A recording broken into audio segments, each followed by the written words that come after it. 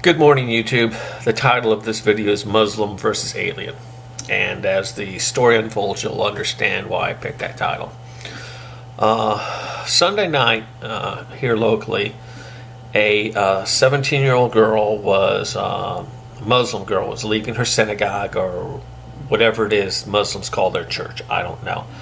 They had some sort of a midnight mass, and after the services, her and all her friends, were walking home. In the place is Sterling, Virginia. Anyway, she didn't make it home. And the reason she didn't make it home is because a 22-year-old man in a van beat her to death with a baseball bat and then dumped her body in a retention pond. Now, as soon as I saw this story pop up on my news feed, I thought, shitstorm.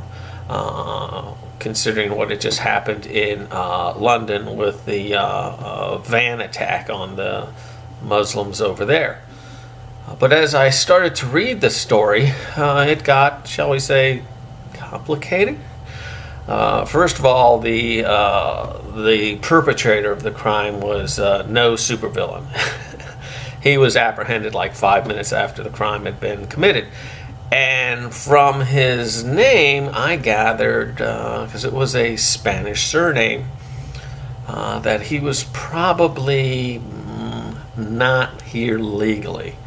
That in combined with the location.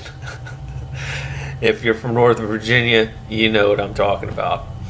Anyway, so I'm thinking, well, this is interesting. This is freaking Muslim versus illegal alien. How is this going to play out? Because I know that if the Muslim girl had been murdered by a white guy in a van, that would have been international news, wouldn't it? The left would have been all over that. But it wasn't. It was an illegal alien that the left protects. But hold on. Let's not leave the right out of this. Now, the right loves pointing out to these illegal aliens that are murdering people as a reason to support their policies. But this was no innocent white girl that was beaten to death, was it? It was a Muslim. So what are they going to do? Okay? So I'm sitting there and I'm looking at the story, and I hate to laugh because people were killed and all that, but it is kind of funny, let's be honest about it. How or was the media going to react to this? Because I just didn't know. But here it is, Wednesday morning, and the jury's in. And what they're going to do, they're calling this a road rage incident, and they're burying the story. So that's the answer to this story.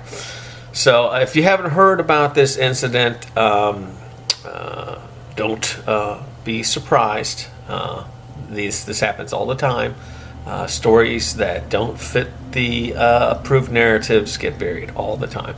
But I just thought it was funny to see what would happen when these two special interest groups squared off. And I guess we're going to have to put it down as a tie. Anyway, enjoy your daily dose of hypocrisy and have a nice day.